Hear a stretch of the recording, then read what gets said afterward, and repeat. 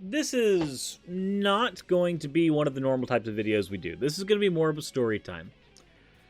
Because it was mentioned once in one of my videos that I might do a video talking about my time working at McDonald's. And I'm going to be honest, we got a little bit of time left in the subathon. I might as well go ahead and do that now, right? Don't have much of a reason not to. Before that, though, fan art section. So we have right here a medal from Hillbilly Creeper. It says, I bestow upon you the highest honor of Owo, the Owo Medal of Honor, a reward for your terms of service in the ongoing battle. Well, thank you very much for that, Hillbilly Creeper. As always, everyone, if you want any of your fan art to be shown in future videos, the best way to do so is drop it into the fan art section of the Discord. And with that said, let's go ahead and roll that intro. Okay. So, what's it like having your first job? Do you remember your first job? For me, it was 12 years ago. About that. No, a little less than 12 years ago. The important part is, it was over a decade ago. It was a while. I remember going into the kiosk because my local McDonald's did not have online applications yet, and they did not have a paper application to fill out. They had a kiosk you had to fill out. I had that at there, and I had that at Walmart. Both of them had that same thing, where you fill it out on a kiosk and then you go home. I had a partner at the time, and we had been dating for about a year and a half. So one of my terms when I sat down for my interview was, hey, I'm going to need the weekends off because that's the only time I get to spend with my partner. Well, she broke up with me before my first day, so I spent the entirety of my first day of work actually, crying and sobbing. Great first day of McDonald's. Just an absolute 10 out of 10 first day. But when I started working, I was given the maintenance position, and I didn't really know what that meant. If you don't know, the maintenance position at McDonald's basically means you take out the trash, you clean the lot, and you also clean the vats of grease.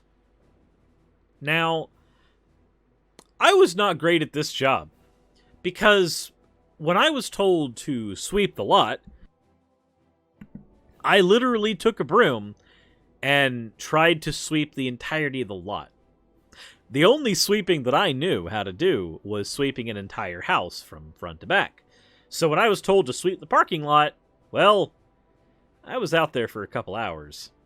I now know that when they say sweeping the parking lot, they literally mean, go out there, find whatever trash is on the ground, sweep it up, and be done. Take 5 or 10 minutes max. That is not what I thought at the time. I had no idea what was actually being asked of me, which is why I don't think that I made a very good, maintenance person. But I learned how to filter the grease, and that was cool. If you've ever done the grease filtering at McDonald's, it is quite the process. You have this giant machine, and you have to put in a clamshell filter thing, and you let the grease go through this vat system. It empties out into this giant machine, and then it holds it there for you to scrape all the yucky guck out of the machine, just into the giant machine that you threw everything into, and then everything gets trapped in basically a grate, almost like a strainer. And so you pump all of the hot oil, once you've gotten all the crumbs and shit out of it, back in, and then you go, get rid of all the gunk that's been clogged up in your strainer. And you have to wear these really obnoxiously huge gloves to do this because it's not safe otherwise. You're dealing with metal pieces and piping that are hot enough to where if you put your hand on them for even a second, you're probably going to be burning through a couple layers of skin. Easily. But I learned how to do it, though eventually I was put on making sandwiches instead because, well, quite frankly, I was just that bad of a maintenance person. Turns out on the sandwich line I was actually a lot better, but here's the thing. My first paycheck was only $100. Why was that?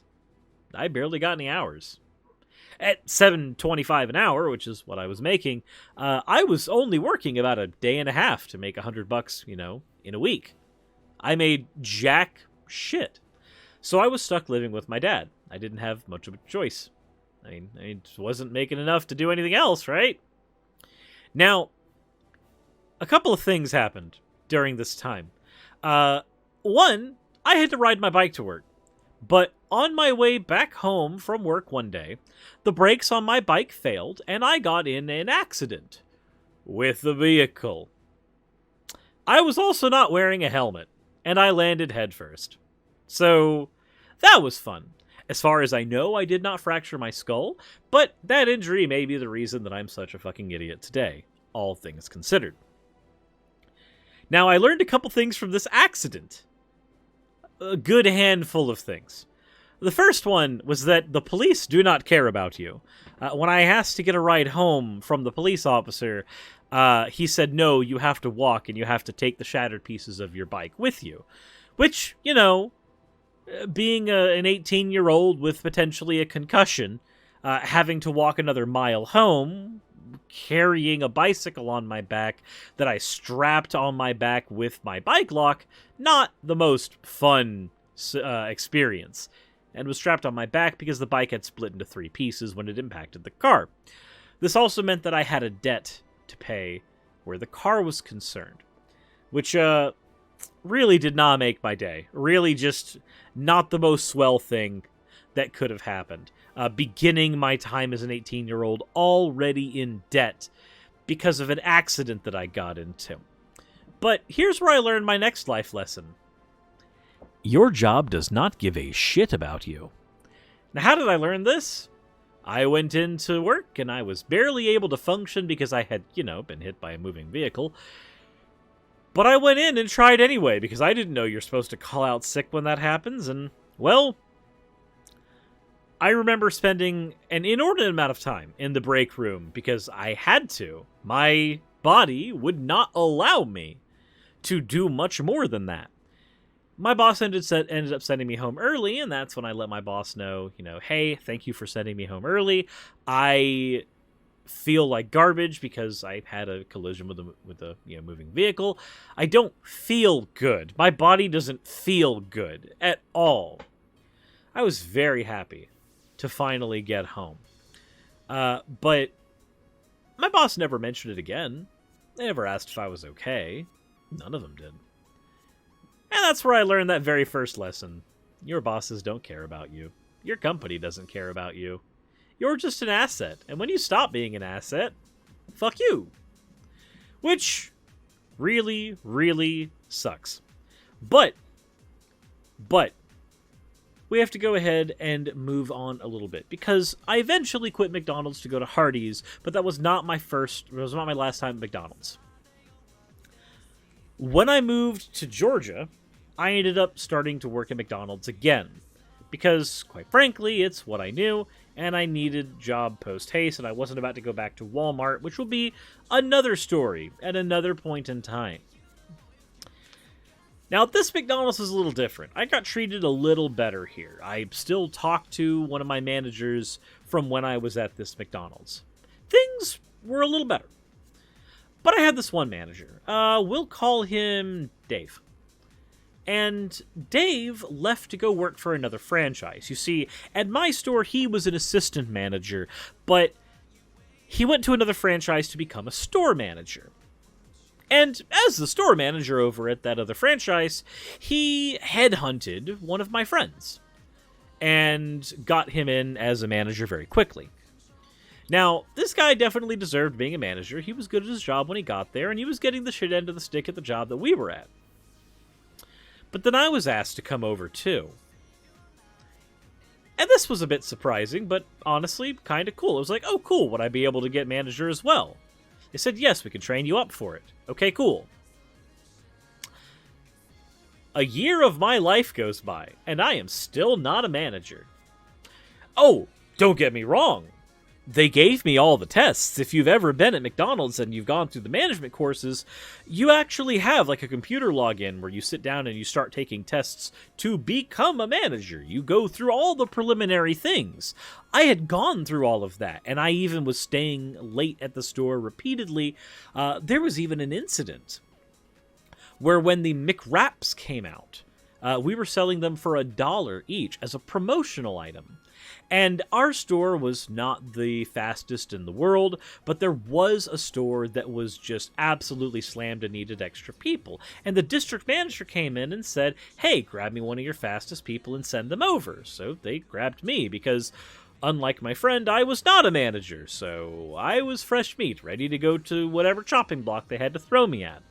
What I'm saying is I went above and beyond for this company and still did not get manager, even though I had the certifications. I eventually left them, went to Quick Trip, and spent 3 years of my life at Quick Trip, and I got manager there, which will factor into the story for when I got back to McDonald's again. Why did I find myself back at McDonald's? Honestly, depression, anxiety. I lost my job at QT as a manager because my mental health took a giant decline, and I was no longer able to function as an overnight manager at all. Losing that ability to function, losing my ability to be me on the job, especially as a manager where I needed to be telling people what to do when I couldn't even get myself off the floor, not the greatest thing in the world. But just like when I moved to Georgia, I found myself back at McDonald's, and I was told I would be able to become a manager. Again. Now, this isn't the first time that I'd heard this, and it wouldn't be the last time I heard something like this. But at least where McDonald's is concerned, eventually they did give me the management position. Kind of. Sort of. Would you like to know the actual pay a McDonald's manager makes in my area? I'll tell you what. What if I told you that it was $8.50 an hour? In, like, the 8 years I had been working at various stores, I had finally got myself in a position where I was making a whole dollar more than when I started. Now, I know that this hasn't had a whole lot of specifics about the various ins and outs of McDonald's, and that's honestly because the work itself, it was one of my favorite jobs. But there was an incident that happened before this that I forgot to mention. A customer complained that I made their salad wrong.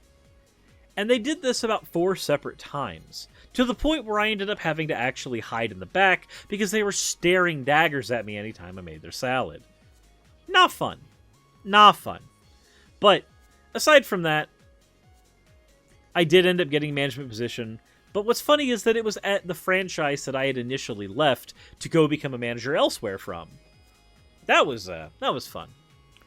So I go and I become a manager here, making $8.50 an hour more. Except I'm not. I'm not making $8.50 an hour. I'm making $7.50 an hour. How the fuck did that happen? How in the ballsack did I manage to go from making $7.50 an hour to getting a blue shirt and becoming a manager and making $7.50 an hour? Well, insert me checking all of my pay stubs for a while. And no, it's not taxes. It's not taxes. Literally, the payroll never updated for me being a manager. They refused to. It took me about a month and a half of being a manager before I received my meager manager pay. Now, that's kind of stupid. And eventually, I had to have several confrontations about getting my actual proper pay. And I did end up getting some back pay, like $100-ish of back pay. I'm not even sure today if that was enough to cover the month and a half that I was, farked. I don't know. I have no way of knowing. Not anymore. But yeah, that was fun. And I'm sorry for yawning, I'm having to mute for those because I'm very tired. There's an hour and 44 minutes left, and I'm very tired. But this is where I learned my next life lesson. The lowest amount that a corporation like McDonald's can pay you is exactly what they will pay you. 110%. Even if you are worth 10 times that much. It doesn't matter. And I'm not going to say that I was worth 10 times that much. But they will pay you the lowest amount that they can for as long as they can get away with it. Until you physically hold their feet to the fire. Now, eventually, I left McDonald's to go to Publix. And well, I found myself back at McDonald's one more time. But I didn't get the job then, awkwardly. So, maybe I should talk about how I exited McDonald's. Because the first time I left McDonald's, it was to go to Hardee's, which was just a better opportunity for me. The second time that I left, well, I was going to a different franchise, which was technically illegal, so I was lying. Not illegal, but against policy. So I could go become a manager, and then, well, the next time I left was to go to Quick Trip, and just like with Hardee's, it was for an upgrade. I got a better offer from Publix to work in their deli. So let's talk about grudges. There was this manager at the store that I worked at years ago. And we were, honestly, I wouldn't say we were friends or even close, but we shared enough interests to where we were work friends. We'd never talked to each other outside of work, but at work we could carry on a conversation just fine. But something happened, awkwardly. When I went back to my franchise again to go become a manager, he was still there. But he had changed. Dude had gotten really angry and had gotten a hugely short-tempered. And I knew that I was going to become a manager, so I didn't take much of that. I would just ask him, hey, are you doing okay? You're kind of acting like a bit of a dick. I don't think I deserve that. And I would never really get an answer. Until I found out that he lived with his mother. Now, why does this matter? Well, eventually, he got moved away from my store. Because nepotism is a thing. And his mother came to my store as a manager. I had no idea that she even worked at McDonald's. It turns out she did years ago, and she was just coming back to take her job back. So I had to deal with his mom instead of him. They were both managers of the exact same position, so of course, they were not about to have them in the same store. This person. Oh dear God, this person. If you want one of the most entitled 50-something-year-old Karens, that is exactly what they were. Now, this person developed a grudge where I was concerned. And I don't know how it happened or why it happened, but I suspect this is the reason why the other manager was so grumpy all the time. Because they were living with this absolutely monstrous person. Now, I pissed her off, as well as another person off. There were two people I pissed off. Her, and we'll go ahead and say the very, very religious person we had working there. There was one who was very Christian. Now, why does that matter? Well, that will factor in as well. Don't worry. Don't worry. Remember that we have the Karen manager in the back burner. Remember that we have this very Christian lady here. Let's talk about my last couple days. I put in my 2 weeks notice because I was going to be working at Publix. And when I put in my 2 weeks notice, I noticed my last day was on a Saturday. Now, if you know anything about me, I play card games. And I asked my manager if it'd be okay if I took that very last day off. Because that would mean that I would be able to go and, go play Yu-Gi-Oh! Instead of being at work on my last day. Now, here's what actually ended up happening. I never came in for that last day, but not because my manager's benevolence. Here's what happened. If you've ever been in a position of influence or a position of power, and it's your last couple days at work, you know that the staff will run you ragged. The entire point is to get as much out of you before you leave. Now, what happened with me? I was being told to go back and forth to fix everything in the store for the last few days, which would be fine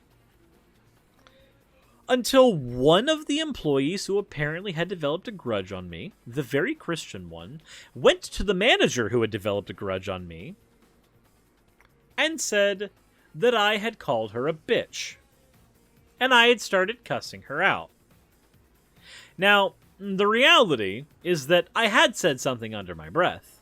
It was not a swear word, and it was barely even directed at her. It was more of an, okay, I'll take care of it, but in a very passive-aggressive tone. But this was interpreted, apparently, as me being very flamingly angry and cursing out the manager. Now, why does her being Christian matter here? So, I, as this person's superior, went to ask her why she lied about what I had said. And what I had said actually ends up mattering as well, too.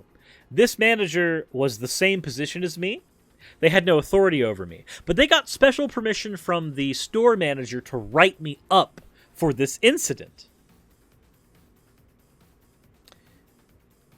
Boy, howdy, did that piss me off. Now, granted, a write-up shouldn't have mattered to me because I was on my way out the door anyway, but the fact of the matter is, I was on my way out the door. A write-up is so fucking petty and useless that it did nothing but made me angry. But I confronted the employee, who again is under me on that food chain, and tried to ask them why they lied. And they responded that no, they didn't lie, and they did it because God told them to.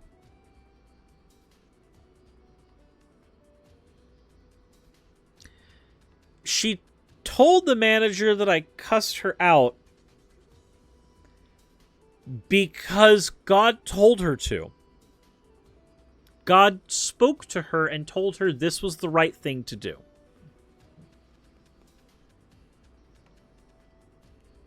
What? Now, this put our conversation in a unique position. Now, not only could I not properly defend myself against my manager, because, I mean, who were they going to believe? Somebody who they had a grudge against, or somebody they didn't? But I couldn't even properly defend myself against my own subordinate because what was I to their god? What is a McDonald's manager to a god? I was literally in that situation. So apparently, you are able to lie about what I'm doing, which I was in the unique position to not be affected by, thankfully, because your god told you to. Boy, howdy, if you need something that can slowly convert somebody into an atheist, that is one of those things. That is one of them. So I got my write-up, and if you've ever gotten a write-up at work, you generally have to sign the write-up and usually give some explanation for what you did in the paragraph. At least that's the way our write-ups worked. So when I gave my explanation, I wrote that the account given by the manager is inaccurate but concise. And those were my final words at the company. Now I left for the day, and I came back later to get food because, I mean, I had an employee discount, and I was poor. So me and Raz came up to get food later, and the manager who was on shift that day, or for that point, the manager who was on the night shift, said, "You're not coming in tomorrow, are you?" And I said, "No, how could you tell?" She goes, "Well, I read the write-up. I don't think you'd be coming in after that." I said, "Nah, you can tell him to get somebody else for tomorrow. I'm not coming back in. There's no fucking way. I'm sorry. That's absolutely not happening. No." So while the actual mechanical things I was doing at McDonald's were things I actually really enjoyed, The people and the petty politics were the things that I took away the most. The fact that your company doesn't care about you as a human being and only cares about you insofar as you're useful to them as an asset. The fact that people will do anything to have their last little petty power plays before they lose the ability to do anything to you. Because once you become the customer, you're their boss at that point. The little bits that can be done to me beforehand, those little bits will be done in spades. Now, is it actually that I'm the biggest dick in the world and I deserved all that? Hell, I don't know. I have no idea. But at the end of the day, it doesn't matter. All that matters is that I'm not at McDonald's anymore. Now, I did say that there was one last time that I went to McDonald's. After Publix, I got an offer from Aflac, which I'll have conversations about in another video. But I didn't do well at Aflac. Turns out I'm not a good salesperson. I guess my merch shop is probably a good indicator that I'm not a good salesperson, but just in general, I'm not good at convincing people to buy things that they might not necessarily need. Hell, I'm not even good at initiating those conversations for things they might need. So, when I wanted to work at McDonald's again, it was because I was stuck between a rock and a hard place. I needed to work to make money, but I couldn't work because, well, I was working at a commission job that I couldn't make any money at. So I did the thing that I always did, which is go back to Old Reliable. I went to a different McDonald's franchise, but at this point, that McDonald's franchise would not allow me to come in. And the reason being, the district manager who was in charge of that franchise was friends with a district manager in charge of my old store at my old franchise. And at that point, when we talked, I found out something. My last day was public knowledge. What happened in my last day was not an unknown thing. That made it to my district manager, which of course made it to them when the conversations had to be happening about whether or not I was hireable. So I was not hireable from McDonald's ever again. Now, I might be hireable right now, hell if I know. Depends on which franchise I go to, I suppose. But I also don't plan on going back. But yeah. It was fun to know that I actually had enough of a legacy to not be allowed back as a manager or crew. There's one takeaway from that conversation that I do remember when I was trying to get hired that last time, though. And that was them saying that I, not me, but them, were not somebody's in-between job. Because I was coming in to get a job between jobs. I was coming in not to make McDonald's a career again, but to go and, do something else afterwards. Or at least make enough money until I could make a few sales at Aflac, which I never ended up doing. And I was told that they would never be someone's between job, because apparently as a district manager, they took personal ownership over the company itself. Weird, but it's whatever.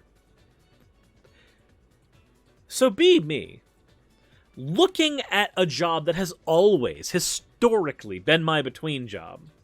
This is my first job before I get something else. This is my job in Georgia before I get something else. This is my job that I'm getting because my mental was fucked over at QT and I need something in between. She would not accept me unless I was willing to take McDonald's as a career. And I was not willing to take McDonald's as a career. So, yeah. That was my time at McDonald's. And I know that this is less the interesting stories with the customers and the equipment and all that other fun stuff, and more this is just the petty interpersonal politics that go on behind the counter, behind the golden arches. But if you enjoyed this, let me know in the comment section below, and maybe we'll talk about another one of my jobs. And maybe I'll bring some notes, make it a little more engaging. We'll see. Let me know what you think, but as always, everyone, if you want to support my channel and what I do, there's plenty of ways to do so in the description. And as it turns out, we are at the end of the video. So insert end of video tagline here. Hey, thank you so much for watching this video. It really means a lot to me. If you want access to behind-the-scenes content for the channel, please consider checking out my Patreon. I do weekly vlogs over there, where I give real-life updates to what's going on behind the scenes on the channel, stuff that you don't really get over here, and even on Twitch. Patreon also helps the channel's stability a whole lot. Without Patreon, I wouldn't be able to do this at all. Especially with the kind of content that I do, neither YouTube nor Twitch are the most stable sources of income. If you are a $20 and up patron, then you will be featured on the ending slides as shown in the beginning of the end credits. If you want to catch the streams where all this content comes from, then consider heading over to Twitch and following. And if you want to continue watching over here on YouTube, maybe consider clicking one of the end screen videos. And once again, I want to thank you so much for spending your time with me over on my channel. I wouldn't be able to do literally anything that I'm doing over here on YouTube without each and every one of you. So, thank you.